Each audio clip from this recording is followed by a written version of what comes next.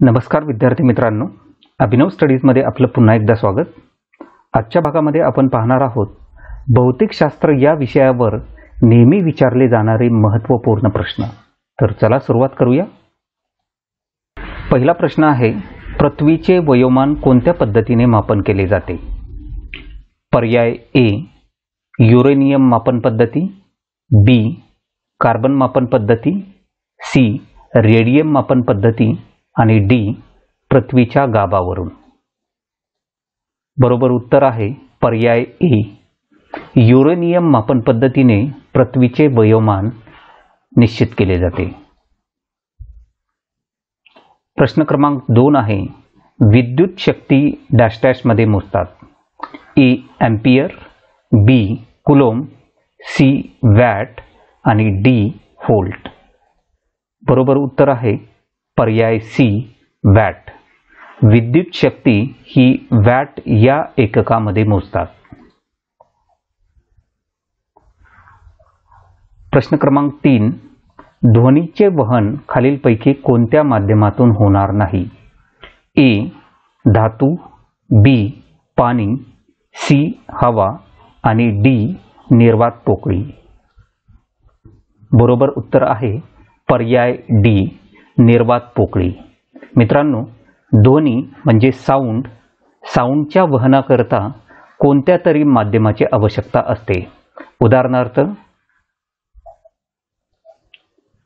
स्थायू, द्रव किंवा वायू अशा कोणत्याही माध्यमातून ध्वनीचे वहन होते।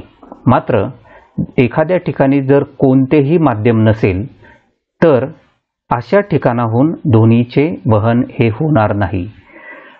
कुठलेही माध्यम नसणे या स्थितीला आपण निर्वात पोकळी असे म्हणतो आणि त्यामुळे या ठिकाणी निर्वात पोकळीतून ध्वनीचे वहन हे होणार नाही आणि त्यामुळे पर्याय डी हा या ठिकाणी बरोबर आहे। चौथा प्रश्न आहे,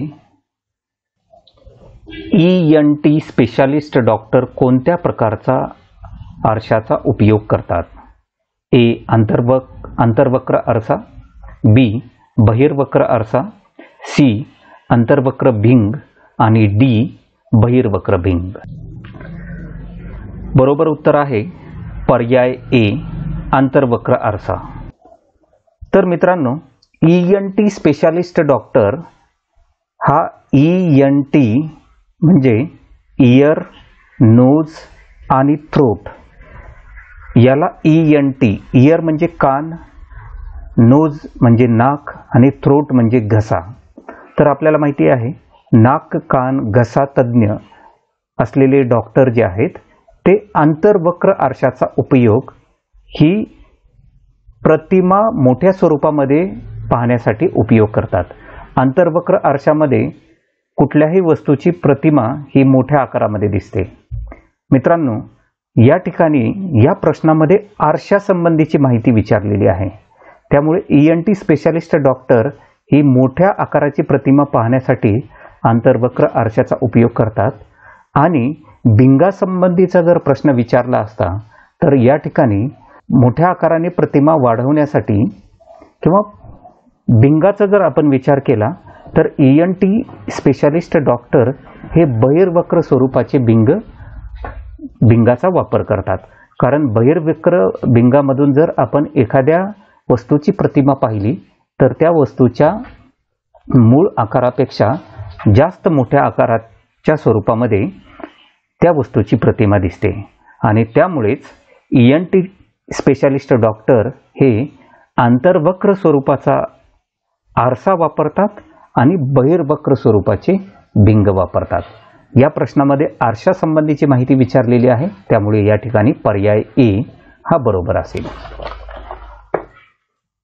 प्रश्न क्रमांक 5 आहे, स्थिर उपग्रह सोडण्यासाठी कोणत्या यानाचा वापर केला जातो? ए SLV, बी ASLV, सी PSLV आणि डी GSLV। बरोबर उत्तर आहे पर्याय डी GSLV। मित्रांनो, स्थिर उपग्रह सोडण्यासाठी GSLV या यानाचा वापर केला जातो। GSLV म्हणजे Jio synchronous satellite launch vehicle. या यानाचा वापर स्थिर उपग्रह सोडण्यासाठी केला जातो. प्रश्न क्रमांक 6. एखाद्या वस्तूच्या विस्थापनाचा दर म्हणजे डॅश डॅश. पर्याय ए चाल, बी वेग, सी त्वरण आणि डी गती. बरोबर उत्तर आहे पर्याय बी वेग. एखाद्या वस्तूच्या विस्थापनाचा दर म्हणजे त्या वस्तूचा वेग होय. 7वा प्रश्न आहे, खालीलपैकी सदिश राशी ओळखा. त्वरण, ए त्वरण, बी तापमान, सी वस्तुमान आणि डी घनता. बरोबर उत्तर आहे पर्याय ए त्वरण. मित्रांनो, सदिश आणि अदिश अशा 2 प्रकारच्या राशी असतात. सदिश राशी म्हणजे अशी राशी जी दर्शविण्यासाठी वस्तूचे मित्रांनो सदिश आणि अदिश असे राशींचे 2 प्रकार आहेत. अदिश राशी म्हणजे अशी राशी जी व्यक्त करण्यासाठी केवळ परिमाणाची आवश्यकता असते. आणि सदिश राशी म्हणजे जी राशी दर्शविण्यासाठी किंवा व्यक्त करण्यासाठी दिशा आणि परिमाण या दोन्ही गोष्टींची आवश्यकता असते. अशा राशींना सदिश राशी असे म्हणतात. तर या दिलेल्या पर्यायामध्ये तापमान, वस्तुमान आणि घनता ही दिलेल्या वस्तूची दर्शविण्यासाठी त्या वस्तूचे फक्त परिमाण दर्शविणे एवढेच गरजेचे असते. दिशा त्या ठिकाणी गरजेची नसते. मात्र त्वरण जर आपल्याला व्यक्त करायचे असेल किंवा दर्शवायचे असेल तर त्यावेळी मात्र त्वरणाचे परिमाण आणि दिशा दोन्ही दर्शविणे त्या ठिकाणी गरजेचे असते आणि त्यामुळेच त्वरण ही सदिश राशी आहे आणि त्यामुळे पर्याय ए हा येथे बरोबर आहे. 8वा प्रश्न आहे, अंतर्वक्र भिंगातून मिळणारी प्रतिमा नेहमी डॅश डॅश. पर्याय ए आभासी, सुलट व लहान, बी आभासी, सुलट व मोठी, सी आभासी, उलट, सुलट व लहान, डी वास्तव, सुलट व लहान. बरोबर उत्तर आहे पर्याय बी आभासी, सुलट व मोठी. तर मित्रांनो, अंतर्वक्र भिंगातून मिळणारी प्रतिमा ही नेहमी आभासी असते, सुलटी असते व वस्तूच्या मूळ आकारापेक्षा मोठी सुद्धा असते. 9वा प्रश्न आहे, व्होल्ट हे कशाचे एकक आहे. ए विद्युतधारा, बी विभवांतर, सी विद्युतरोध आणि डी विद्युत प्रभार. बरोबर उत्तर आहे पर्याय बी विभवांतर. तर व्होल्ट हे विभवांतर याचे एकक आहे. 10वा प्रश्न आहे, दोलकाची लांबी कमी केल्यास दोलनकाल डॅश डॅश. पर्याय ए वाढतो, बी कमी होतो, सी काही फरक पडणार नाही आणि डी यापैकी नाही. बरोबर उत्तर आहे पर्याय बी कमी होतो. तर दोलकाची लांबी कमी केल्यास दोलनकाल हा कमी होतो. प्रश्न क्रमांक 11, विस्थापन ही राशी डॅश डॅश आहे.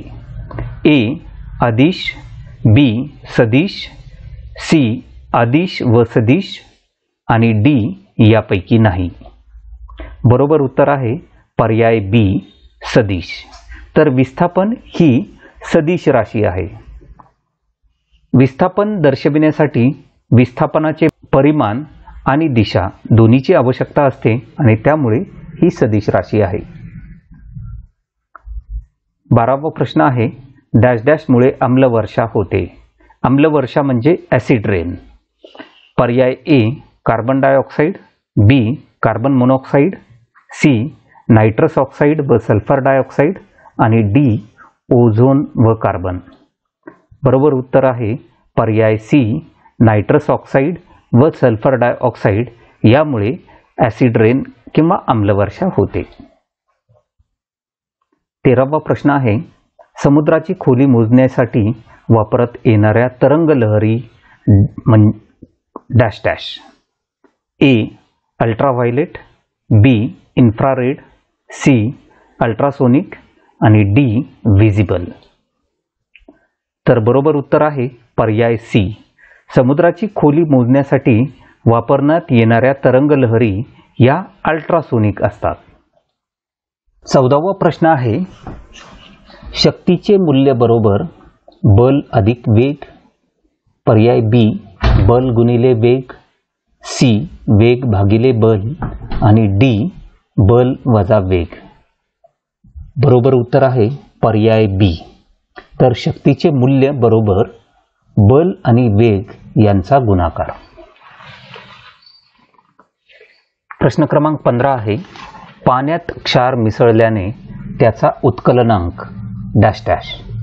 पर्याय ए कमी होतो, बी वाढतो, सी तेवढाच राहतो आणि डी यापैकी नाही.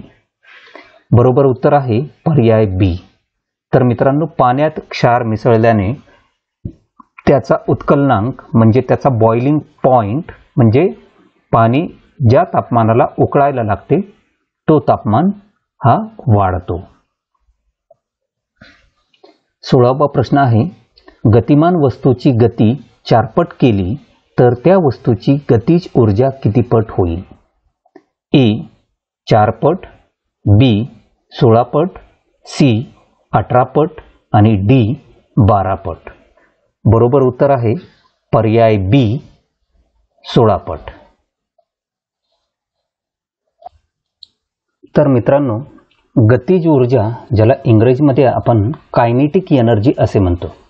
तर गतिज ऊर्जा बरोबर काय असते म्हणजे कायनेटिक एनर्जी बरोबर याचं सूत्र आहे किंवा याचा फॉर्म्युला आहे 1/2 mv².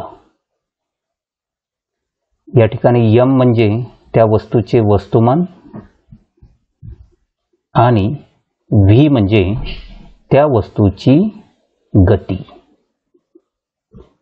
आता या ठिकाणी आपण गृहीत धरू की सुरुवातीला वस्तूची गती ही v1 होती, म्हणजे त्या वस्तूची गतिज ऊर्जा म्हणजे कायनेटिक एनर्जी त्यावेळी असेल ke1.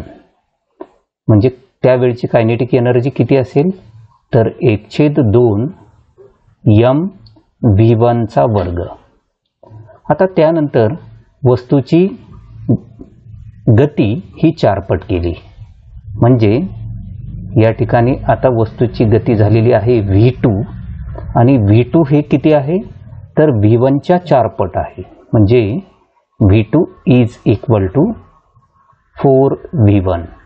v2 बरोबर 4v1 एवढा आहे.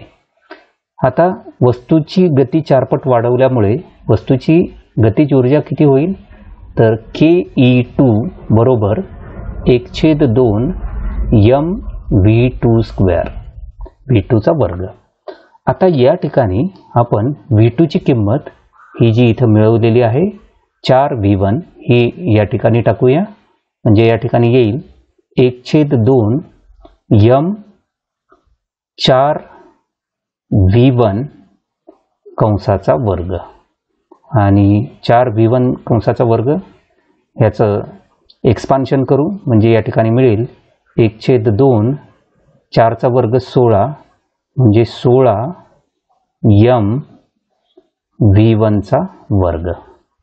आता या ठिकाणी आपल्याला कायनेटिक ऊर्जेमध्ये गतिज ऊर्जेमध्ये किती बदल होणार आहे, किती पट वाढणार आहे हे शोधायचं आहे. तर त्यासाठी आपण अशा पद्धतीने मॅथमॅटिकल प्रोसेस करूया की ke1 भागिले ke2 उजव्या बाजूला येईल 1/2 mv1² भागिले ke2 बरोबर आहे या ठिकाणी 1/2 16 mv1². तर या ठिकाणी 1/2 mv1² अंशामध्ये आहे आणि छेदामध्ये सुद्धा आहे. तर दोन्ही या ठिकाणी कॅन्सल होईल आणि या ठिकाणी राहील 1/16 म्हणजे कायनेटिक एनर्जी 1 भागिले कायनेटिक एनर्जी 2 बरोबर 1/16. आता या ठिकाणी आपण याला सिम्प्लिफाय करू म्हणजे या ठिकाणी येईल 16 कायनेटिक एनर्जी 1 बरोबर कायनेटिक एनर्जी 2.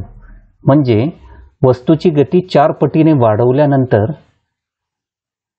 त्या वस्तूची कायनेटिक एनर्जी कितीने वाढणार आहे, तर ती वाढणार आहे 16 पटीने.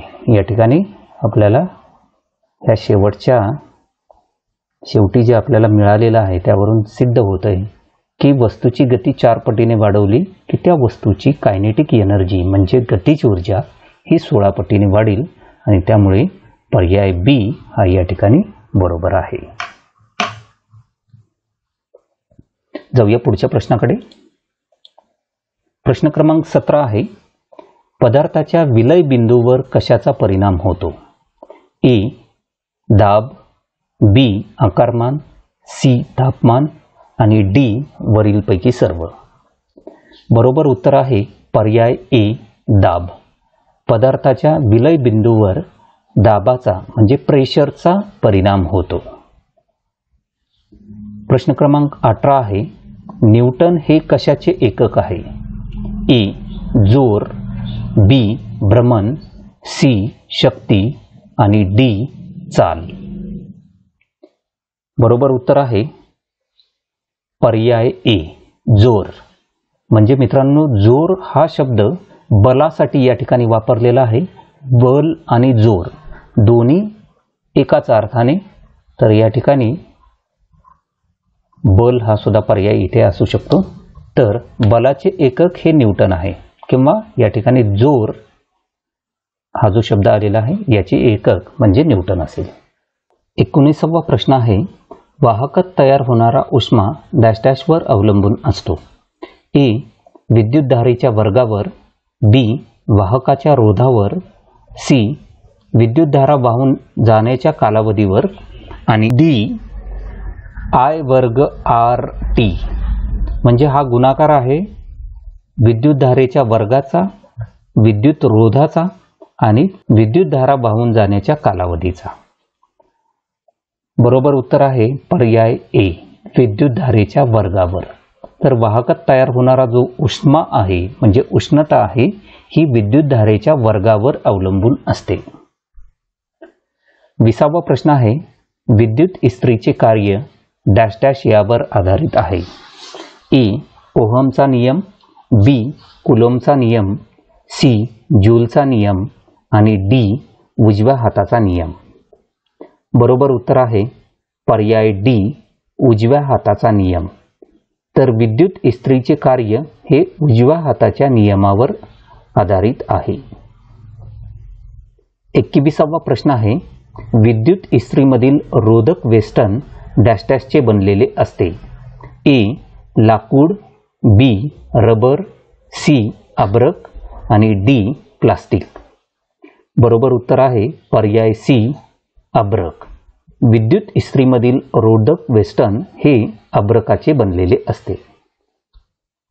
प्रश्न क्रमांक 22 आहे, 200 रोध असलेल्या तारेतून 0.2 अँपिअर विद्युतधारा 25 सेकंद पाठवली असता होणारे विद्युत कार्य बरोबर ए 200 जूल, बी 200 कॅलरी, सी 100 जूल आणि डी 100 कॅलरी असेल. बरोबर उत्तर आहे पर्याय ए 200 जूल. आपल्याला माहिती आहे की विद्युत कार्य बरोबर याचं सूत्र आहे, विद्युत कार्य म्हणजे आय वर्ग आर गुणिले टी. या ठिकाणी आय म्हणजे विद्युतधारा,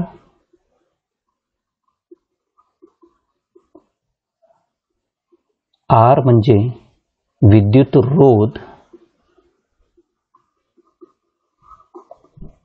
आणि टी म्हणजे विद्युत वहन घडून आलेला वेळ किंवा किती वेळामध्ये विद्युत वहन झाले तर वेळ. विद्युतधारा ही ॲम्पियरमध्ये दिलेली असेल, विद्युत रोध हा ओहममध्ये दिलेला असेल आणि वेळ ही जर सेकंदमध्ये दिलेली असेल तर त्यावेळी विद्युत कार्य हे आपणाला जूल या एककामध्ये मिळते. तर या ठिकाणी विद्युत कार्य बरोबर I वर्ग RT. या ठिकाणी I आहे 0.2 चा वर्ग गुणिले R म्हणजे 200 आणि T म्हणजे या ठिकाणी वेळ आहे 25 सेकंद. तर हा गुणाकार केला असता आपल्याला मिळतो 200 जूल. तर या ठिकाणी त्यामुळे पर्याय A हा बरोबर आहे. 23वा प्रश्न आहे 100 वॅट 200 व्होल्ट असलेल्या बल्बचा रोध किती? A 400, B 200, C 100 आणि D 40. बरोबर उत्तर आहे पर्याय A. 100 वॅट 200 व्होल्ट असलेल्या बल्बचा रोध हा 400 ओहम असेल.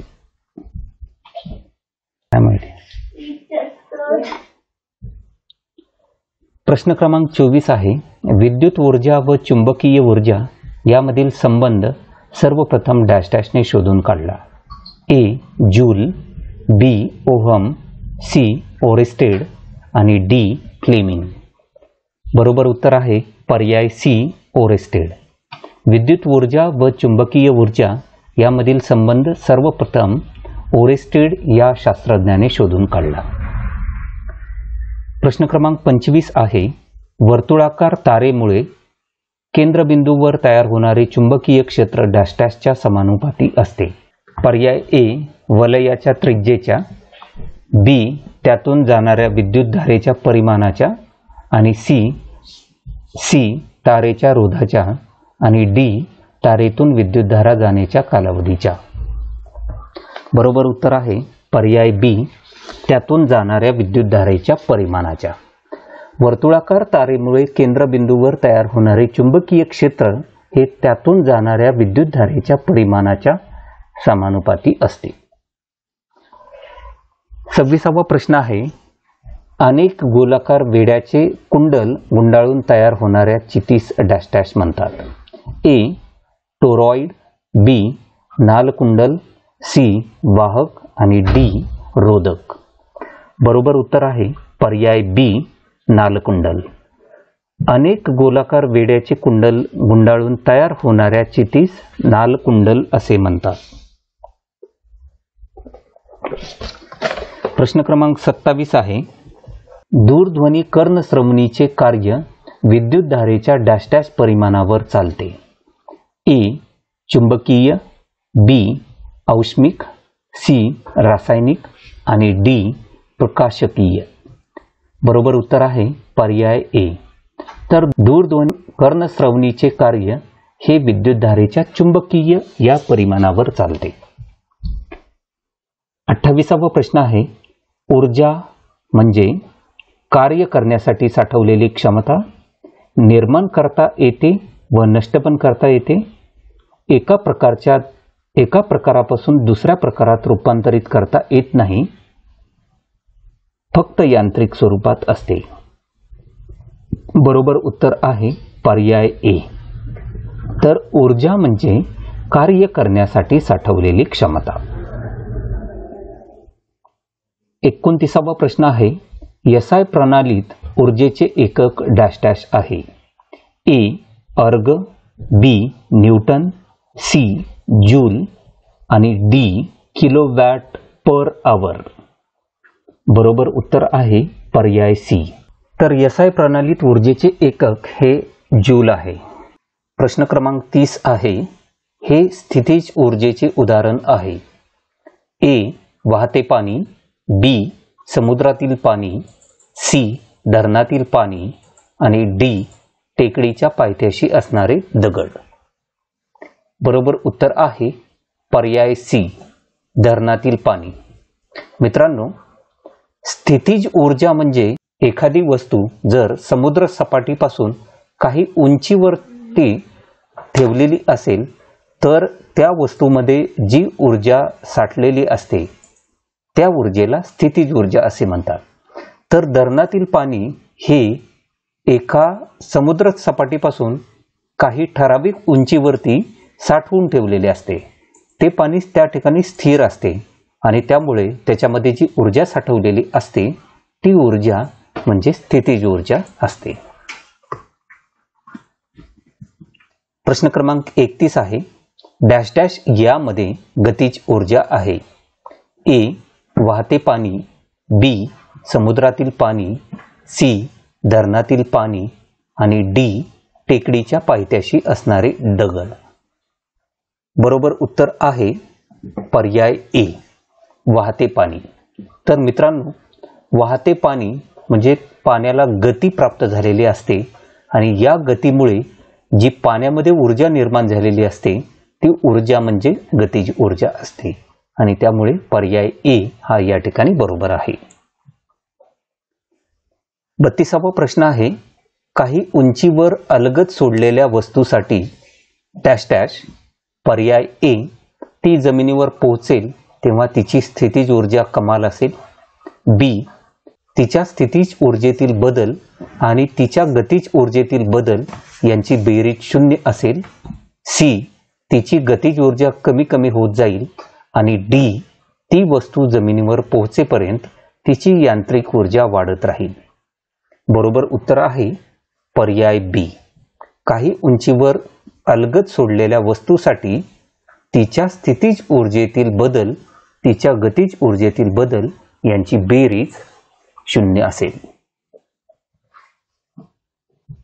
33वा प्रश्न आहे, ऊर्जेचे CGS एकक डॅश डॅश आहे. ए अर्ग, बी जूल, सी न्यूटन आणि डी वॅट. बरोबर उत्तर आहे पर्याय ए. ऊर्जेचे CGS एकक हे अर्ग आहे. 34वा प्रश्न आहे, गुरुत्वीय स्थितीज ऊर्जा बरोबर ए 1/2 mv वर्ग, बी mgh, सी f गुणिले v आणि डी 1/2 mgh. बरोबर उत्तर आहे पर्याय बी. गुरुत्वीय स्थितीज ऊर्जा बरोबर m गुणिले g गुणिले h. m म्हणजे त्या वस्तूचे वस्तुमान, g म्हणजे गुरुत्वीय त्वरण ज्याला इंग्रजीमध्ये ॲक्सेलरेशन ड्यू टू ग्रॅव्हिटी किंवा ग्रॅव्हिटेशनल ॲक्सेलरेशन असे म्हणतो आणि h म्हणजे जमिनीपासूनची उंची. तर गुरुत्वीय स्थितीज ऊर्जा म्हणजे वस्तुमान गुणिले गुरुत्वीय त्वरण गुणिले उंची. प्रश्न क्रमांक 35, गतिज ऊर्जा बरोबर ए m गुणिले g गुणिले h, बी m गुणिले v, सी m गुणिले v चा वर्ग आणि डी 1/2 m गुणिले v चा वर्ग. बरोबर उत्तर आहे पर्याय डी. गतिज ऊर्जा बरोबर 1/2 mv वर्ग. यामध्ये m म्हणजे वस्तूचे वस्तुमान आणि v म्हणजे वस्तूची गती. तर गतिज ऊर्जा बरोबर आपल्याला हे माहिती आहे 1/2 वस्तुमान गुणिले वेगाचा वर्ग. प्रश्न क्रमांक 36, शक्तीचे SI प्रणालीतील एकक डॅश डॅश आहे. ए HP, बी वॅट, सी न्यूटन मीटर आणि डी अर्ग. HP म्हणजे हॉर्स पॉवर. बरोबर उत्तर आहे पर्याय बी. तर शक्तीचे SI प्रणालीतील एकक हे वॅट आहे आणि ते W या अक्षराने दर्शविले जाते. 37वा प्रश्न आहे, शक्ती डॅश डॅश. पर्याय ए नेहमी धन असते, बी धन किंवा ऋण असू शकते, सी सदिश राशी आहे आणि डी बेरीज करता येत नाही. बरोबर उत्तर आहे पर्याय बी. तर शक्ती ही धन किंवा ऋण असू शकते. 38वा प्रश्न आहे, 1 HP, HP म्हणजे हॉर्स पॉवर बरोबर डॅश डॅश. ए 746 वॅट, बी 36 गुणिले 10⁵ जूल प्रति सेकंद, सी 1000 वॅट आणि डी 1000 अर्ग प्रति सेकंद. बरोबर उत्तर आहे पर्याय ए, 1 हॉर्स पॉवर बरोबर 746 वॅट. प्रश्न क्रमांक 39, ट्रकचा वेग दुचाकीच्या वेगापेक्षा जास्त असतो कारण. पर्याय ए त्याची निष्पन्न शक्ती जास्त असते, बी तो जास्त कार्य करतो, सी त्याला जास्त ऊर्जा असते आणि डी ट्रकचा आकार दुचाकीच्या आकारापेक्षा मोठा असतो. बरोबर उत्तर आहे पर्याय ए, ट्रकचा वेग दुचाकीच्या वेगापेक्षा जास्त असतो कारण त्याची निष्पन्न शक्ती जास्त असते. 40वा प्रश्न आहे, डॅश डॅश ही अदिश राशी आहे. ए बल, बी वेग, सी त्वरण आणि डी शक्ती. बरोबर उत्तर आहे पर्याय डी शक्ती. तर शक्ती ही अदिश राशी आहे. बाकीच्या सर्व राशी म्हणजे बल असेल, वेग असेल, त्वरण ह्या राशी दर्शविण्यासाठी परिमाण आणि दिशा या दोन्हीची आवश्यकता असते आणि त्यामुळे या वरील तिन्ही राशी सदिश राशी आहेत. शक्तीला मात्र दर्शविण्यासाठी फक्त परिमाणाची आवश्यकता असते, दिशेची आवश्यकता नसते, म्हणून ती अदिश राशी आहे. प्रश्न क्रमांक 41, डॅश डॅश ही सदिश राशी आहे. तर सदिश राशी म्हणजे दिलेली राशी दर्शविण्यासाठी जर परिमाण आणि दिशा दोन्हीची आवश्यकता असेल तर ती राशी सदिश राशी असते. पर्याय ए आहे शक्ती, बी ऊर्जा, सी कार्य आणि डी आहे विस्थापन. तर बरोबर उत्तर आहे पर्याय डी विस्थापन. विस्थापन दर्शविण्यासाठी परिमाण आणि दिशा दोन्हीची आवश्यकता असते. प्रश्न क्रमांक 42, शक्तीचे सीजीएस एकक डॅश डॅश आहे. ए अर्ग प्रति सेकंद, बी डाइन प्रति सेकंद, सी जूल प्रति सेकंद आणि डी वॅट अवर. बरोबर उत्तर आहे पर्याय ए अर्ग प्रति सेकंद. शक्तीचे सीजीएस एकक हे अर्ग प्रति सेकंद आहे. प्रश्न क्रमांक 43, ध्वनीचा वेग डॅश डॅश सर्वात जास्त असतो. ए स्थायूमध्ये, बी द्रवामध्ये, सी वायूमध्ये आणि डी निर्वात प्रदेशात. बरोबर उत्तर आहे पर्याय ए, ध्वनीचा वेग हा स्थायू माध्यमामध्ये सर्वात जास्त असतो.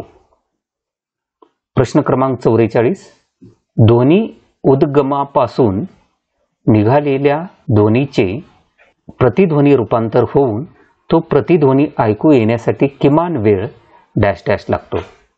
ए 1 सेकंद, बी 0.5 सेकंद, सी 0.1 सेकंद आणि डी 17 सेकंद. बरोबर उत्तर आहे पर्याय सी. तर ध्वनी उद्गमापासून निघालेल्या ध्वनीचे प्रतिध्वनी रूपांतर होऊन तो प्रतिध्वनी ऐकू येण्यासाठी किमान 0.1 सेकंद एवढा वेळ लागतो. 45, ध्वनीच्या तीव्रतेचे एकक डॅश डॅश आहे. ए मीटर प्रति सेकंद, बी वॅट, सी डेसिबल आणि डी हर्ट्झ. बरोबर उत्तर आहे पर्याय सी डेसिबल. ध्वनीच्या तीव्रतेचे एकक हे डेसिबल आहे. 46, हवेचे तापमान डॅश डॅश अंश सेल्सिअसने वाढवल्यास ध्वनीचा हवेतील वेग सुमारे 6 मीटर प्रति सेकंदने वाढतो. ए 3, बी 6, सी 5 आणि डी 10. बरोबर उत्तर आहे पर्याय डी 10. तर हवेचे तापमान जर 10 अंश सेल्सिअसने वाढवल्यास ध्वनीचा हवेतील वेग सुमारे 6 मीटर प्रति सेकंदने वाढतो. पुढचं 47, ध्वनी ऊर्जेचे प्रसरण डॅश डॅश तरंगामार्फत होते.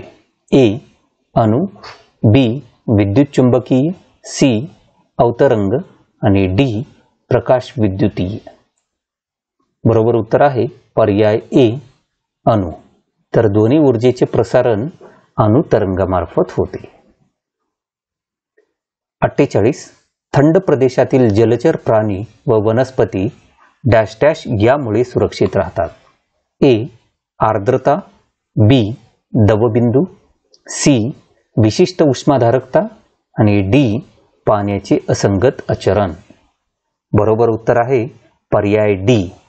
थंड प्रदेशातील जलचर प्राणी व वनस्पती पाण्याचे असंगत आचरण यामुळे सुरक्षित राहतात. प्रश्न क्रमांक 49. ज्या तापमानास पाण्याच्या वाफेने हवा संतृप्त होते त्यास डॅश डॅश म्हणतात. ए. दवबिंदू तापमान, बी. गोठणबिंदू तापमान, सी. द्रवणांक आणि डी. उत्कलनांक. बरोबर उत्तर आहे पर्याय ए. दवबिंदू तापमान. तर ज्या तापमानास पाण्याच्या वाफेने हवा संतृप्त होते त्या तापमानाला दवबिंदू तापमान असे म्हणतात. 50वा प्रश्न आहे, हवेतील पाण्याच्या वाफेमुळे हवेत निर्माण होणारा ओलावा किंवा दमटपणा यास डॅश डॅश म्हणतात. ए. दव, बी. आर्द्रता, सी. विशिष्ट उष्माधारकता आणि डी. बाष्पीभवन. बरोबर उत्तर आहे पर्याय बी. आर्द्रता. हवेतील पाण्याच्या वाफेमुळे हवेत निर्माण होणारा ओलावा किंवा दमटपणा यास आर्द्रता असे म्हणतात. 51. डॅश डॅश या पदार्थाची विशिष्ट उष्माधारकता सर्वाधिक असते. ए. पारा, बी. चांदी, सी. पाणी आणि डी. लोखंड. बरोबर उत्तर आहे पर्याय सी. तर पाण्याची विशिष्ट उष्माधारकता ही सर्वाधिक आहे. 52. विशिष्ट उष्माधारकतेचे सीजीएस पद्धतीतील एकक डॅश डॅश आहे. A. Kilo calorie per KG per degree Celsius, B. Calorie per KG per degree Celsius, C. Calorie per gram per degree Celsius आणि D. Kilo calorie per gram per degree Celsius. बरोबर उत्तर आहे पर्याय C. तर विशिष्ट उष्माधारकतेचे CGS पद्धतीतील एकक हे calorie per gram per degree Celsius हे आहे. 53. विशिष्ट उष्माधारकतेचे एमकेएस पद्धतीतील एकक डॅश डॅश आहे. A. Calorie per KG per degree Celsius, B. Kilo calorie per gram per degree Celsius, C. Kilo calorie per kilogram per degree Celsius आणि D. Calorie per gram per degree Celsius. बरोबर उत्तर आहे पर्याय C. Kilo calorie per KG per degree Celsius. तर विशिष्ट उष्माधारकतेचे MKS पद्धतीतील एकक हे kilo calorie per kilogram per degree Celsius हे आहे. प्रश्न क्रमांक 54. धन माध्यमात ठेवलेल्या पदार्थाकडे विरल माध्यमातून पाहताना त्याची आभासी खोली डॅश डॅश आढळते. ए. वास्तव खोलीपेक्षा अधिक, बी.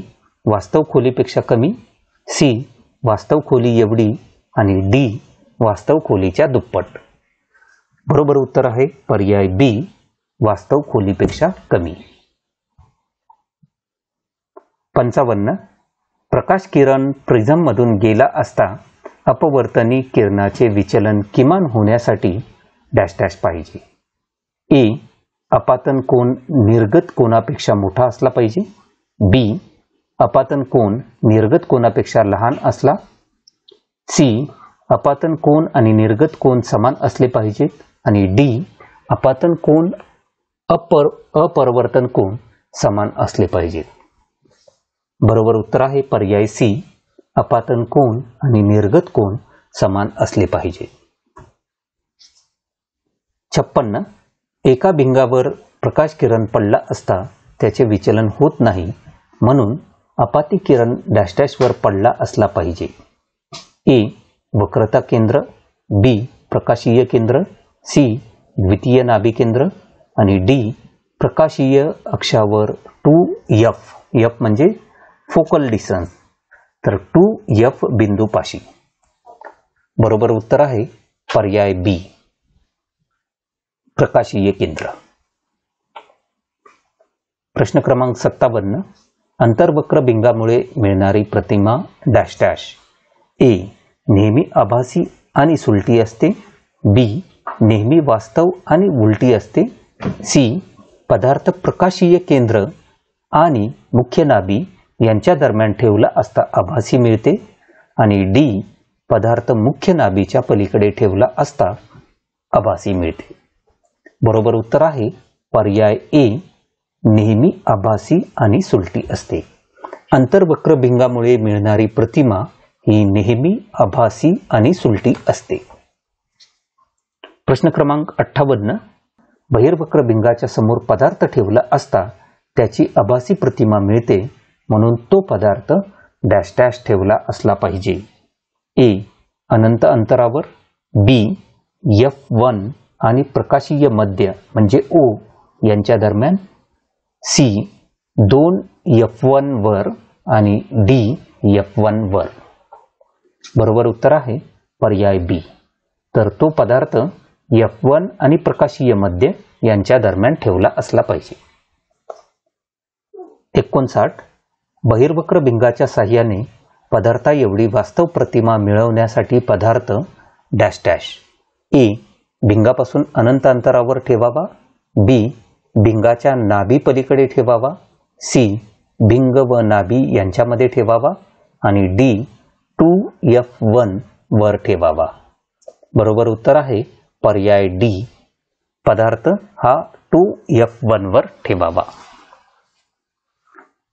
प्रश्न क्रमांक 60, बहिर्वक्र भिंगाच्या प्रकाशीय केंद्र आणि मुख्य नाभी यामध्ये पदार्थ ठेवला असता पदार्थाची डॅश डॅश प्रतिमा मिळते. ए विशालित व सुलटी. बी लहान व सुलटी. सी वास्तव व अतिविशालित. आणि डी लहान व उलटी. बरोबर उत्तर आहे पर्याय ए, विशालित व सुलटी प्रतिमा मिळते. 61, खगोलीय दूरदर्शकातून दूर अंतरावरील वस्तू पाहिल्यास अंतिम प्रतिमा डॅश डॅश असते. ए वास्तव व उलटी. बी वास्तव व सुलटी. सी आभासी व उलटी. आणि डी आभासी व सुलटी. बरोबर उत्तर आहे पर्याय सी, खगोलीय दूरदर्शकातून दूर अंतरावरील वस्तू पाहिल्यास अंतिम प्रतिमा ही आभासी व उलटी मिळते. 62, किरणोत्सारी अणूमधून अल्फा कणांचे निर्गमन होऊन त्याचे नवीन अणूत रूपांतर झाले असता ए अणुवस्तुमानांक 4 ने आणि अणुअंक 2 ने कमी होतो. बी अणुवस्तुमानांक 2 ने आणि अणुअंक 4 ने कमी होतो. सी अणुवस्तुमानांक 4 ने आणि अणुअंक 2 ने वाढतो. आणि डी अणुवस्तुमानांक व अणुअंक दोन्हीही स्थिर राहतात. बरोबर उत्तर आहे पर्याय ए.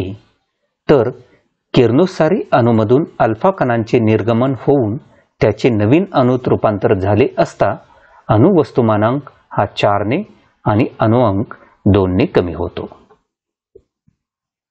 63, किरणोत्सारी अणूमधून बीटा कणांचे निर्गमन झाल्यास ए त्याचा अणुअंक घटतो व अणुवस्तुमानांक वाढतो.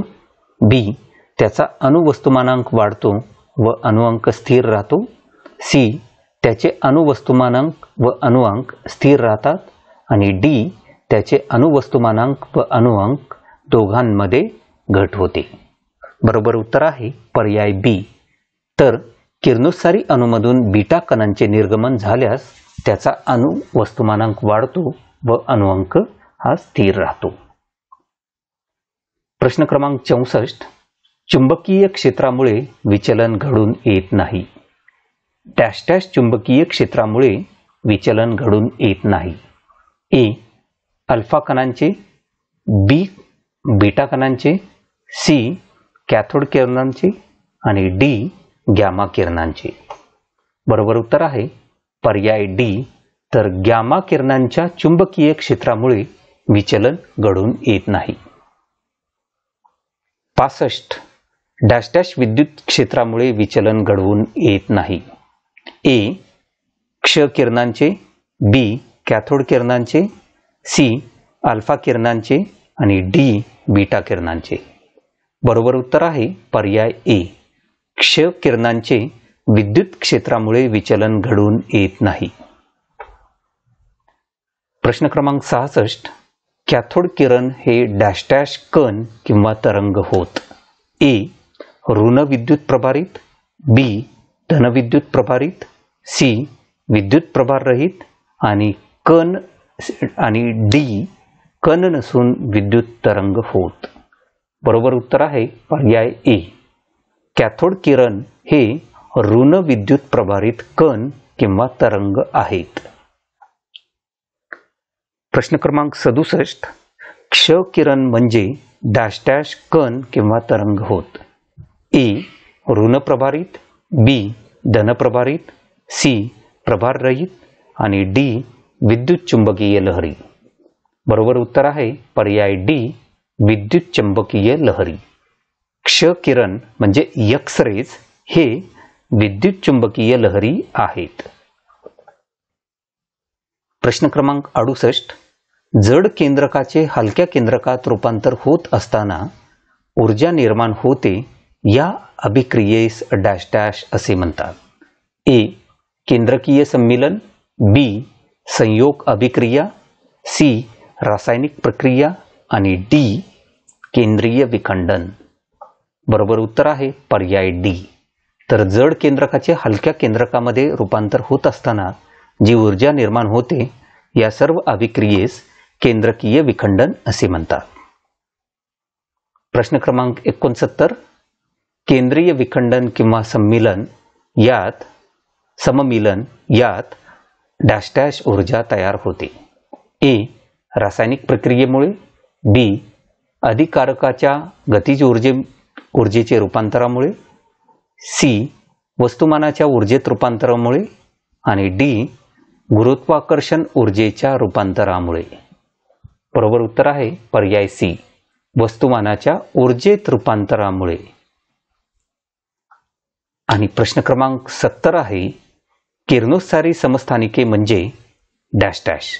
ए वेगवेगळे अणुअंक परंतु एकच वस्तुमानांक असणारी समस्थानिके, बी एकच अणुअंक परंतु वेगवेगळे वस्तुमानांक असणारी समस्थानिके, सी अणुअंक आणि वस्तुमानांक समान असणारी समस्थानिके आणि डी वरीलपैकी एकही नाही. बरोबर उत्तर आहे पर्याय बी किरणोत्सारी समस्थानिके म्हणजे एकच अणुअंक परंतु वेगवेगळे अणुवस्तुमानांक असणारी समस्थानिके होय. तर मित्रांनो, अशा पद्धतीने भौतिकशास्त्रावरील 70 प्रश्न जे विविध स्पर्धा परीक्षेमध्ये विचारले गेलेले आहेत आणि येणाऱ्या स्पर्धा परीक्षांसाठी सुद्धा महत्त्वाचे आहेत अशी प्रश्न आपण आजच्या भागामध्ये पाहिली. हा व्हिडिओ आपल्याला आवडला असेल तर लाईक करा, आपल्या मित्रमैत्रिणींपर्यंत शेअर करायला विसरू नका आणि अशाच पद्धतीने स्पर्धा परीक्षेशी निगडीत माहितीपर व्हिडिओ सर्वात अगोदर आपल्याला मिळण्यासाठी आमच्या अभिनव स्टडीज या चॅनलला अवश्य सबस्क्राईब करा. धन्यवाद.